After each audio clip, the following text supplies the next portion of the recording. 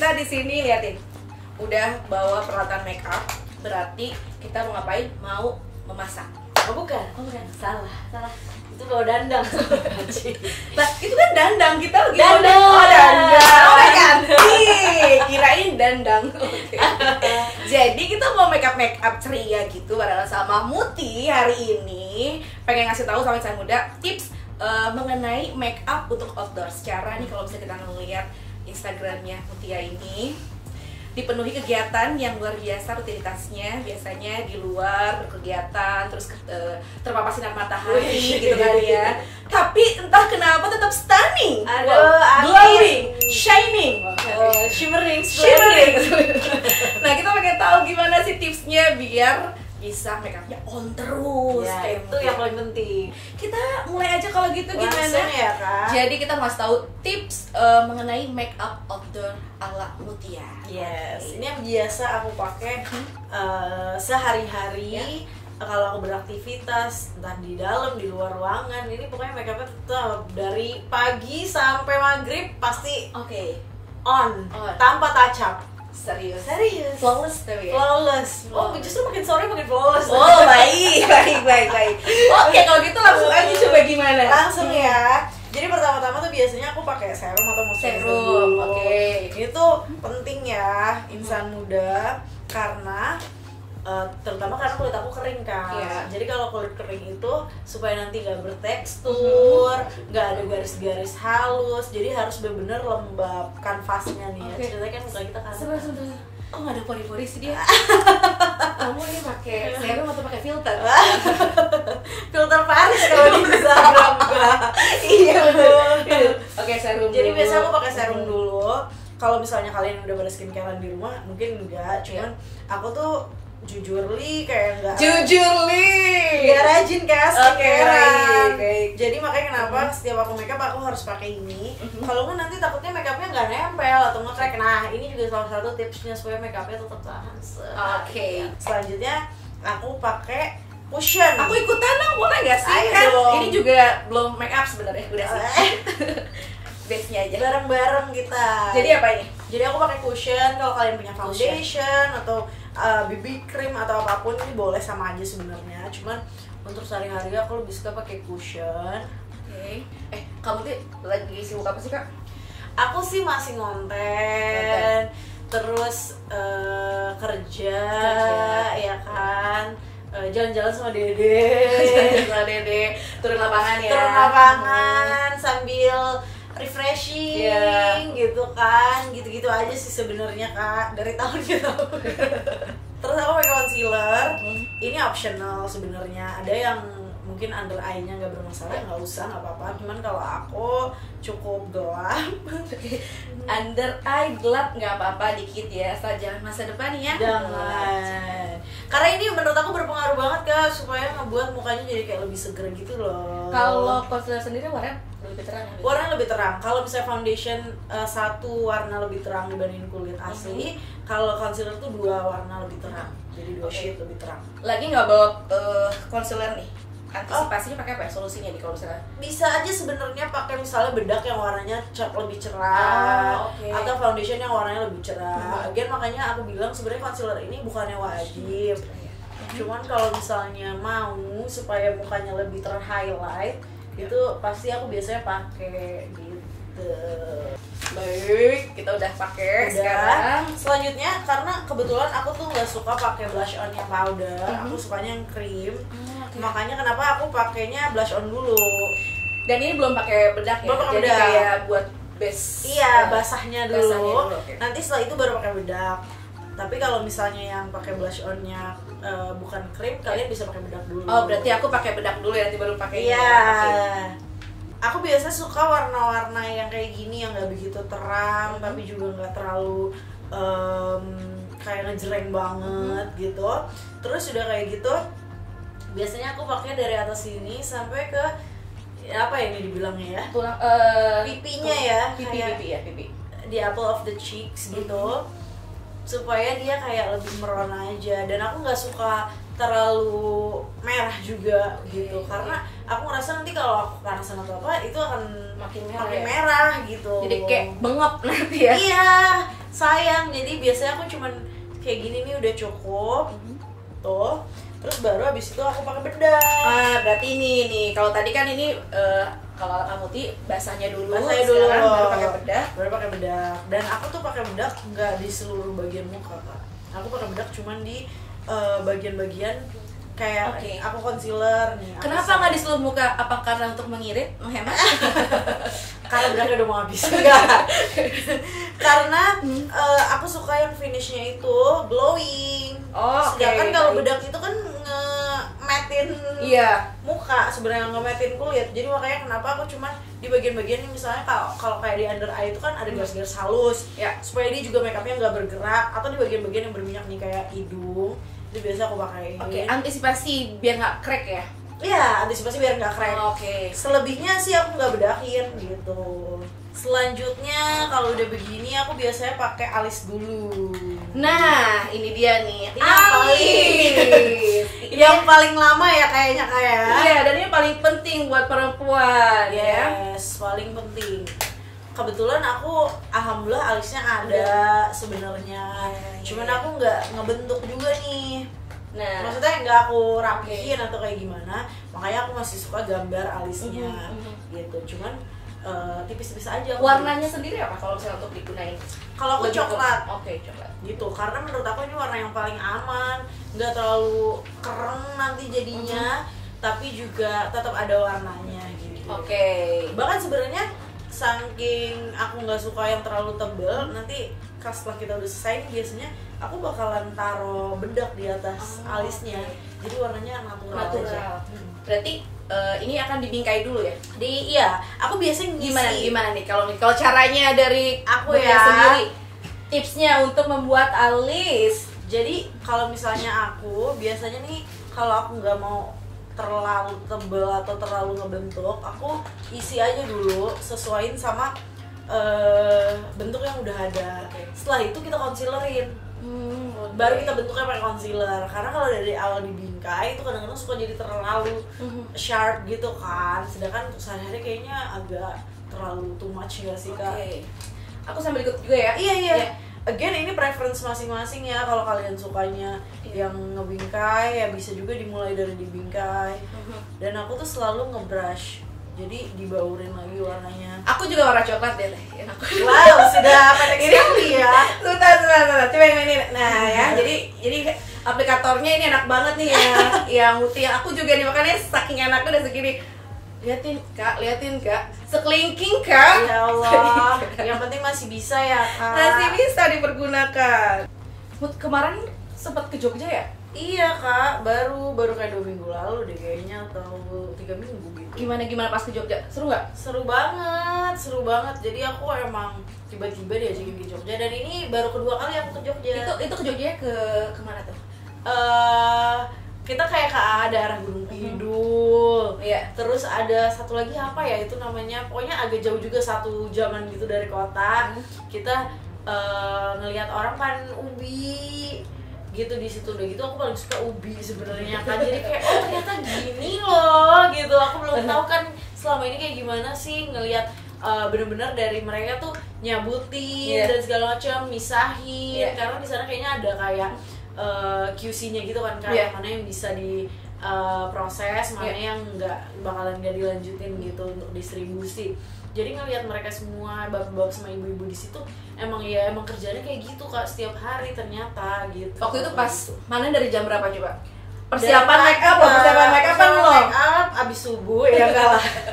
Pokoknya aku ya biasa deh ya, menyesuaikan dengan outfit gitu ya. Terus pagi banget kita udah jalan sih, cuma kita sarapan dulu, abis itu nyampe sana tuh sekitar jam 9 gitu. Karena keburu panas kan ya, misalnya jam-jam udah di atas jam 11 tuh udah panas banget. Jadi mereka pun kayaknya kerjanya juga nggak seharian sampai siang gitu, cuma pagi-pagi doang. Kita udah janjian dan akhirnya kita datang ke sana pas banget mereka lagi pada mulai gitu. Mulai manen. Terus selain itu ke kebun aloe vera juga, tapi kalau itu daerahnya lebih yang agak lebih dingin sih sebenarnya, maksudnya ke yang lebih adem gitu loh kak, karena dia rumahan. Kalau si aloe vera nggak di kayak lapangan luas kayak gitu. Itu kan kamu dapat salah satu zakat produktifnya Dede ya. Iya. Kayak nggak sih itu memberdayakan orang-orang sekitar. Betul. Makanya itu yang aku suka juga ya dari cara Dede nyalurin kayak zakatnya orang T2AFA itu, karena mereka bukan cuman kayak ngasih sebentuk uang gitu loh Kak, kalau menurutku, tapi diajarin nih gimana caranya untuk jangka panjangnya. Gitu. Nah, ini kamu tau gak sih, kamu kayak kalau perempuan tuh kayak sekarang ini kayak memang kayak wajib dituntut harus bisa semuanya gitu gak sih, mandiri gitu kan. Setuju Kak, setuju banget. Nah, kamu tuh sendiri tau gak sih kalau misalnya Dompet Duafa juga punya salah satu program bakal produktif, itu namanya Hodi Learning Center. Dia tuh concern sama perempuan. Oh iya, kayak aku pernah denger deh. Jadi iya kan, kayak memang ditutup perempuan tuh lebih mandiri, bisa berwirausaha dengan mandiri dan juga berkarakter. Jadi salah satu program Dompet Duafa yang Hodi Learning Center ini bikin perempuan-perempuan bisa punya hard skill, soft skill, dan spiritual yang baik tentunya. Nah, kayak sekarang nih, kamu tinggal ngasih tahu ke kita juga biar bisa tambah ciamik nih ya, jadi tutorial kayak gini. Nah, ini sambil belajar kita nih. Salah satu skill juga ya. Penting banget. Program-programnya tuh kayak gitu juga Kak. Jadi programnya tuh ada untuk make up, terus juga ada buat tata boga. Terus ada juga menulis, menjahit. Terus ada juga digital marketing. Dan kalau untuk spiritualnya juga banyak ya tentunya ya di situ ya. Jadi kayak memang penting banget ya sekarang ya kalau misalnya. Bener sih, aku jadi setuju perempuan tuh banget. kayak harus multi talenta gitu sekarang. Harus bisa, maksudnya at least punya skill yang bisa dijadiin safety net kita ya nggak sih Kak? Karena kita nggak tahu kan apa yang bisa terjadi, entah yang udah menikah ataupun belum menikah, atau lagi pandemi gini kadang-kadang kita tiba-tiba nggak punya kerjaan. Seenggaknya kita punya something yang bisa kita tawarin ke orang nggak sih Kak kalau kayak gitu. Penting banget sih kalau menurut aku. Dan ini kayak kita bisa mencontoh seperti Siti Khadijah kan, dari Khadijah Learning Center ini. Benar-benar. Seorang pengusaha gitu kan, yang sukses berkarir gitu kan ya. Benar, setuju aku. Dan mandiri, mandiri. Masya Allah. Jadi perempuan seperti itu. Kalau kamu tuh ngeliat program Dede Kelsey ini gimana ya, kalau di Learning Center ini? Menarik banget sih menurut aku, karena emang apa ya, kayak penting banget buat kita semua. Dulu aja nih Kak, aku zaman mau kuliah nih, bundaku tuh kayak, kamu tuh ambil jurusan yang ada skillnya, bukan cuman sekedar textbook doang gitu loh. Karena nanti just in case kamu gak mau kerja atau kamu jadi ibu rumah tangga, kamu punya sesuatu yang bisa kamu kerjain dari mana aja, gitu loh. Jadi apalagi zaman sekarang ya, aku rasa itu penting banget buat kita semua punya skill-skill yang just in case anything happen, kita bisa gunain skill itu buat menghasilkan pundi-pundi ya kayak. Iya benar-benar. Ya nggak sih, apalagi aku rasa banyak juga sebenarnya orang-orang di luar sana yang pingin gitu loh untuk belajar ini dan itu, cuman mungkin kesempatannya belum ada gitu. Jadi kalau dia bisa kasih bimbingan itu kayaknya bakalan membantu banget sih buat banyak orang. Banget sih Kak.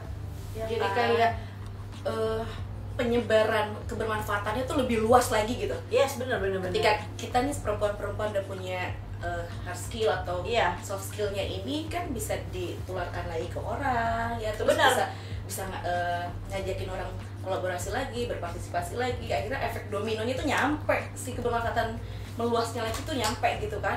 Benar, kita bisa ngajarin orang lain lagi ya nggak sih Kak, sebetulnya untuk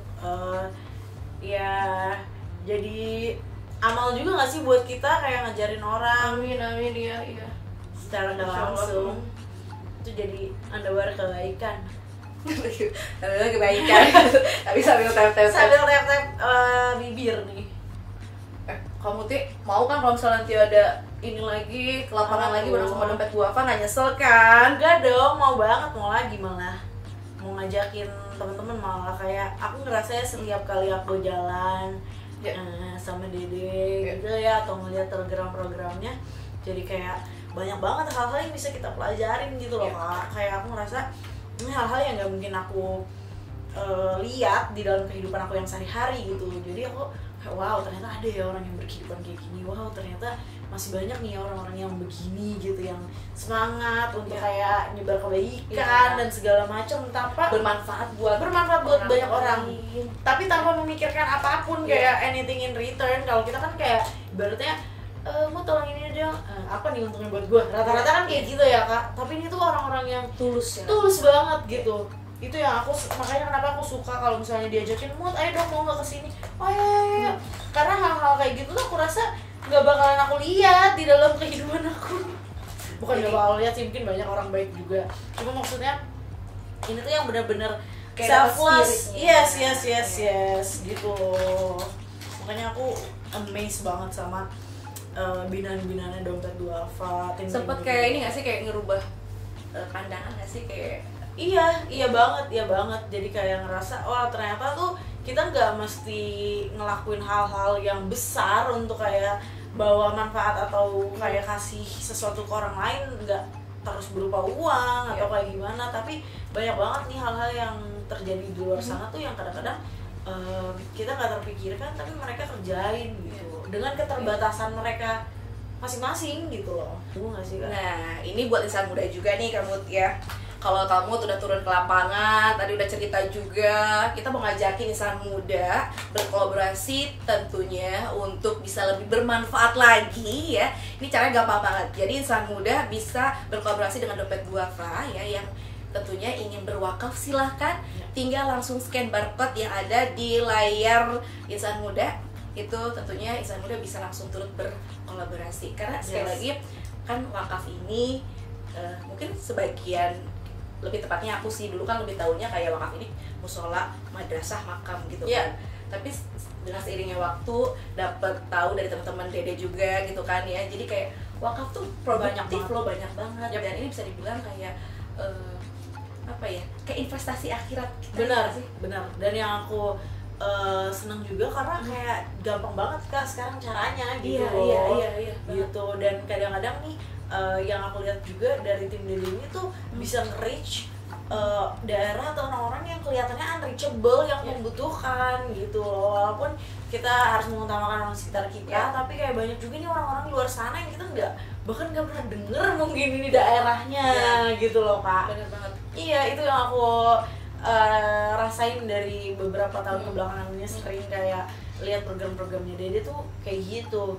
Jadi kayak kita dengan aksesnya gampang, kayak di mana aja kayak bisa scan barcode. Terus kalau kalian pergi ke mall-mall banyak juga gerai-gerainya gitu, dan terpercaya karena kadang-kadang kan sekarang kita nggak tahu ya Kak, banyak juga kayak oknum-oknum yang mungkin kayak nggak bisa gampang dipercaya juga. Orang-orang juga udah banyak yang kayak aduh takutnya nanti nggak bener nih atau kayak gimana.